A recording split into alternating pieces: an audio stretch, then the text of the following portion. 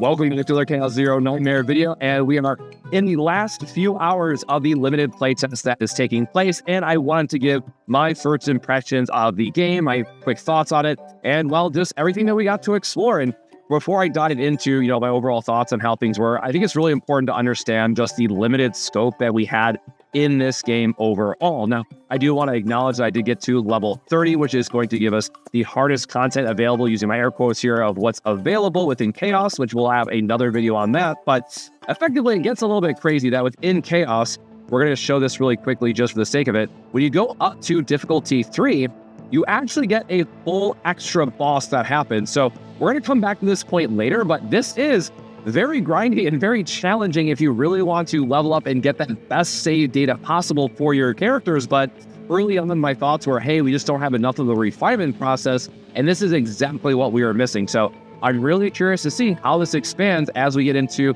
the 6th difficulty that's limited here at the very end, once you get that Elite Captain Clear promo mission. So let's take a step back, though. I want to circle to that at the end. So we'll talk about the story and the overall mission. Now, if you caught the stream, I very quickly went through the story itself. So going all the way back here to chapter 1, and we're going to skip the prologue here just to bring up another one, you will see that we get 30 of the crystals for every story mission. And spoiler up front for the video, I'm not going to go too far into the economy because we just don't have enough information to really make any type of educated guess at it, and anyone that tells you otherwise is just flat out wrong.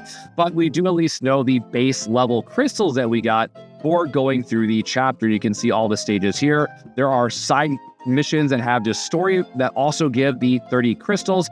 So we did get quite a few pulls as we were going through this. Chapter 2, really quickly, just showcasing some of the overall missions that we had, every single one of these being worth 30. The chaos mode that we get have a limited, I think it's 60 that you get for them if I remember correctly. So we'll see a new chaos mode for each chapter. And then chapter 3, which was the last chapter, was actually pretty short, all things considering. It just went up to 7. There was a really cool boss that was available, and it just ends there. Now, what was interesting is that we also had these battle missions that took place for every single chapter. So going back here to chapter 1, we had the promotion, but each one of these, going back all the way to B1, again, in that same story, 30 crystals for the clear, and an additional 15 for every single one of these, based on if you get the triple star clear. So again, this is one of the questions I know came up on Reddit, just of triple star battle difficulties, right? Like, how hard are they? Or are we gonna get additional crystals for clearing them? The answer is yes, only 15. So right, half of just clearing it itself. But this is going to add up over time as we're going through all these different missions. And just for the showcase of it, it is still, did you win? Did you get it within 15 turns, or did you get it within 12 turns? The enemy variety does change a little bit, but as you're going through this, you're going to progress through all of story chapter 1, then do all your battle missions, and then you'll get a promotion, which will unlock chapter 2, story and battle mode respectively. And notably, there is a hard mode down here, which we don't, have information at this time, but it's right there, and we can expect that it's going to give us even more crystals.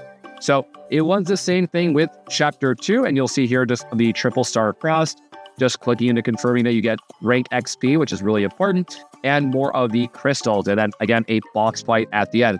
Honestly, all of this was pretty easy as a Slay the Spire veteran-esque type of game. So if you are very familiar with that genre, this will be very easy and very quick to clear. It wasn't all that challenging.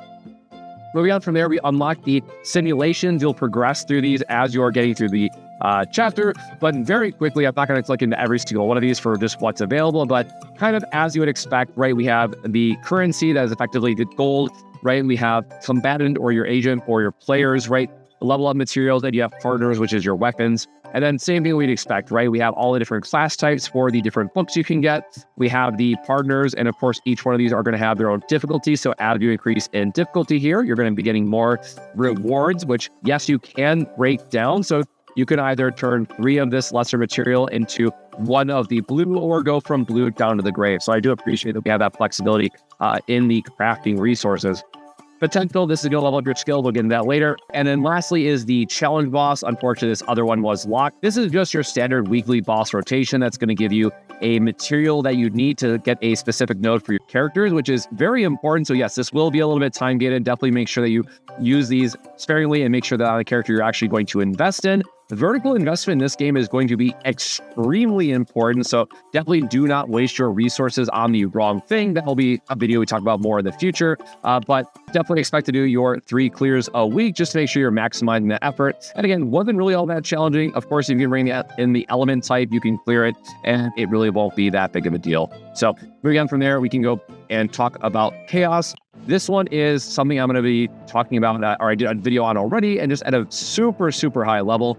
Each one of these is unique, is going to have a exploration bar to fill up, and you are going to get all these rewards as you grind out the exploration levels and slowly but surely chip away at all these resources. So the first achievement reward does seem to be pretty standard across the board, but in the exploration track, you will have unique equipments and cards and all that stuff that will get added to the world as you're going through and progressing through this all the way up to level 30. So this is now another thing that you're going to want to try and min-max the best you can.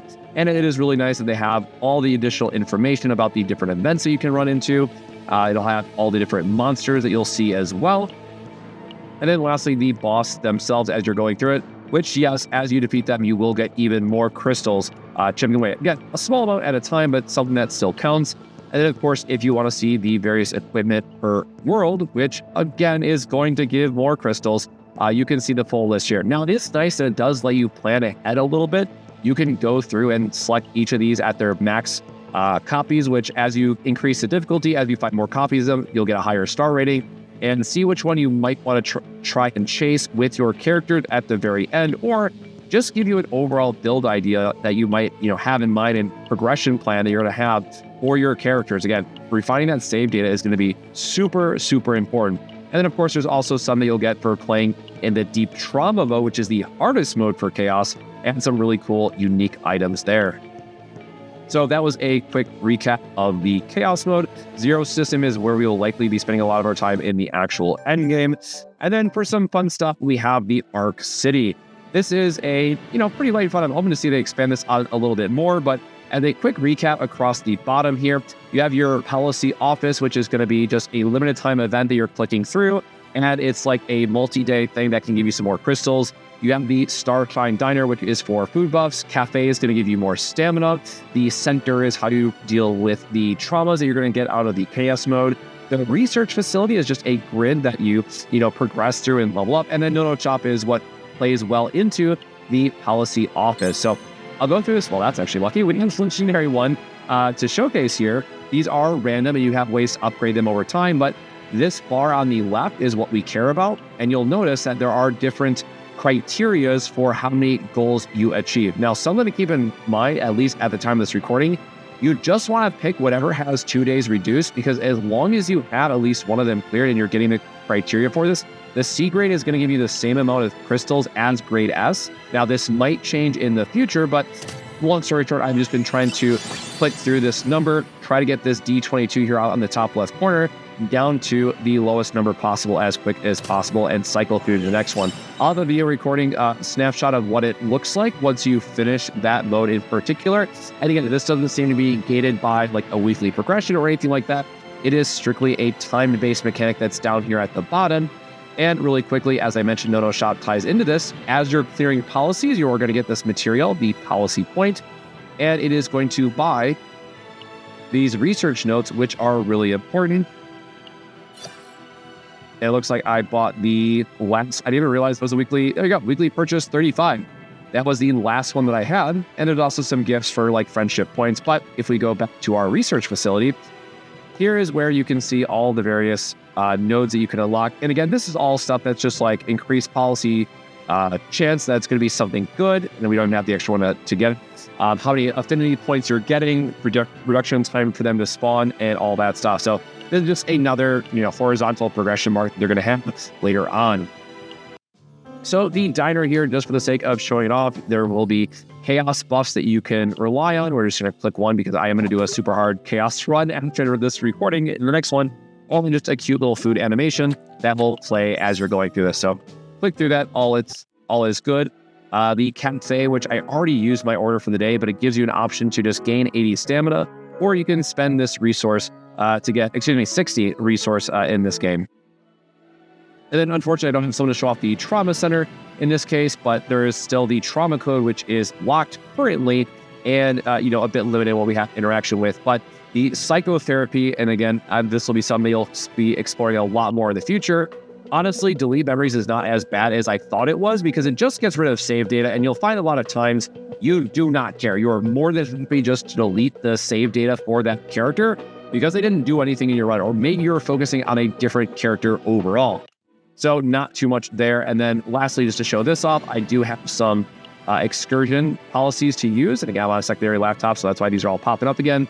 And it is literally just spend time together. You're going to have a prompt that comes up, showcase which one option to give them, and then your friendship rating is going to go up. What's really nice here is at the affinity level, once you get it to number 10, you will get a background for those characters.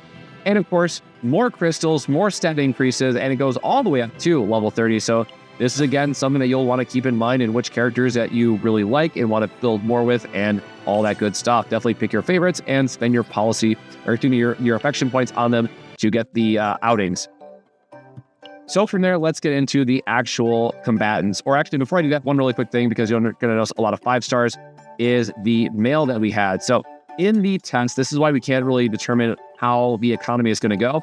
They have given us a ton of pulls. I think it's like over 200 at this point that we've had in the play test between all the various crystals that we got, now having a play pull, rate video, and all that stuff.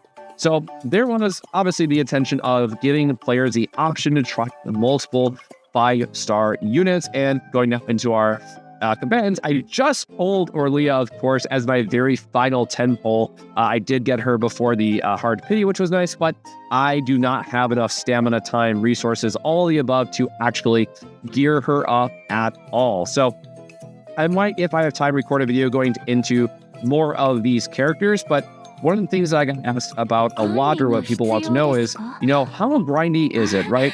As you're going through this progression, you want to try to get these various save datas to refine not only your equipment, but also find the right cards and find the right upgrades that is going to make your playthrough easier. Right now, we can only use these for the farming resource missions, but it is still something to, look forward to. If maybe you want an all AoE focused team and focus on that for being able to clear waves after waves of enemies, right? Something that we see time and time again in other gacha games, that something just AoE burst everything down is really important. So unfortunately, a character like Rin is very, very bad at that.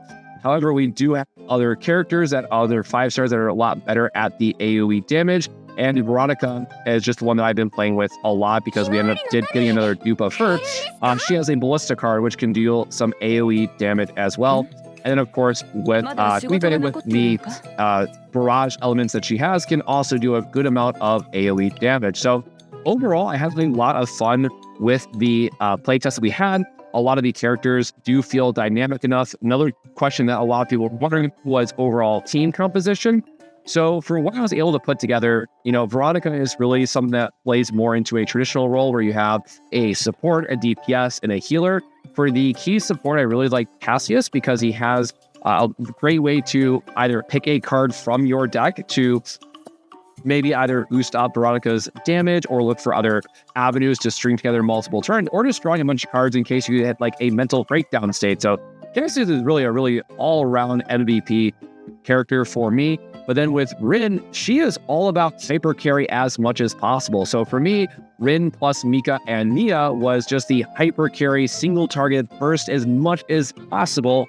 And I think so far my record was like 1,600 damage in a turn with Rin, which is not even the max potential currently because I didn't have the right cards for her. I didn't have the right equipment. So that number could obviously be a lot higher. And also keep in mind that we are level 30 and we go up to level 60 in this game. So there's obviously quite a bit to change. So the other thing to note that we are missing is that we don't have the relics here or the artifacts, or again, depending on your gacha, we don't have the equipment pieces for these characters. So this is something that all of our stats are very baseline otherwise right now, and we'll have to wait and see how much that impacts each of these characters. Now, again, early on, it's very easy to get through, especially if you're a veteran of the series. All 4 stars and 5 stars that I've got to playtest with felt very strong. I don't really feel like I need a 5-star, but there are some really cool animations that Rin in particular gets with her ultimates card. This one in particular, the Black Mist, has a cool little side animation. So I'm curious to see if we'll have more animations like hers for the other combatants, because I think that'd be a really cool touch they can do. And it's just a nice way to, showcase off the characters a little bit more. So not too much more on that side. And then again, as you're leveling them up, getting some more pulse, getting some more currency, and kind of what we would expect overall. So that was a very fast rundown of, where things were at. So here at the very end, just getting some first impressions. I had a lot of fun with it. I had way more fun with this than honestly I kind of thought I would early on. There's a lot of surprising depth in the game this early on at even, level 30. We don't have any of the super refinement later chaos runs that are going to have all this extra equipment. Obviously, we're missing the equipment, or I should say the relic style system that's going to increase damage or make our supports better. There's really a lot more to explore in this game. Now, again, the downside that I'll have to come back to now is that it does seem a little grindy that I think some people might be turned off by, especially now that we know that you have to go through double the floors as we get to level 3 difficulty. And especially if you're doing this on deep trauma, it is going to be very hard to get through this. And I had my friend text me right before I started recording this video, who is also a veteran of, Slay the Spire-esque game, and they failed their run. And this is someone who I know is a card player. And so this worries me a little bit. I'm going to be recording a full run myself, and I'll probably just cut out some highlights, because otherwise it's going to be a 15-minute video, and I don't think people want to watch a whole 15-minute of the chaos, and I'll try to shorten it where I can. But this is providing a real challenge. And again, if you want to min-max your characters, if you want to find the best save data possible, right? If we talk about Rin, again, I'm just using her as a main example because I did find some really cool stuff with her latest save data here, going in the right category now. With her save data, especially in the last one, I have to remember the right card that I got, or the right save data is. I got one of the God Blessings that are just super strong when you find the right effect, right? It's this card right here. So this little symbol, or this one right here, means that it was blocked by a god. And this changes the card in such a crazy way that you're now going to be wanting to spend runs going through chaos. The best way to do it is all in focus on one character, complete that run, hope you got a good enough save data, and then go do that for the other 2 characters that you want in your party. Again, they do have some problems with the save data values. I actually think this is a much stronger, the other one that I had a clip, sorry. This is a much stronger setup and worth building than the 30k one, but it's just doing that because I have a deep trauma weapon that plays very well. So this character, minus the cards are not being as good, but we got a plus 12% attack here with a stress reduction, which is super good. We got a flat plus 30% extra attack damage for follow-ups. And then also increase the attack count of basic attack cards by 1 with Eye of the Eyeless. This was a super sick equipment setup, but unfortunately the cards were a little bit lackluster for what I picked up. So, in a perfect world, I would have this equipment with this deck, but we'll have to wait and see for a little bit more refinement to pull that together. So, of course, here at the very end with more information coming out around what type of events we might get, what kind of currency we have to look forward to. There's a lot of unknowns at this time, and unfortunately, while I had as much fun with it as I did, it's one of those things that I can't truly give it a full glowing review until we know how Frito-friendly, again, using the devs' words, this game is going to be with all their pulls. Again, the characters, super fun, the team building is super interesting, and then there's going to be a lot of depth to it, but we have to wait and see how much currency we're ultimately going to have to really explore the game and have fun with. So that is a recap of our first impressions. Again, I cannot wait for this game to fully launch because there's just so much they can do with it. I really want to see the end game mode, right? This Zero system, I think, is going to be absolutely the thing that we're all waiting for, but we have to wait just a few more weeks with hopefully that October 15th release date being real. So if you want to see more Chaos Zero Nightmare content, definitely consider supporting the channel with a subscribe and like. It would definitely be appreciated as I get this off the ground, and hopefully can record a few more series to wrap up the limited playtest. But until next time, my friends, stay safe, stay hydrated, and we'll see you in the next one.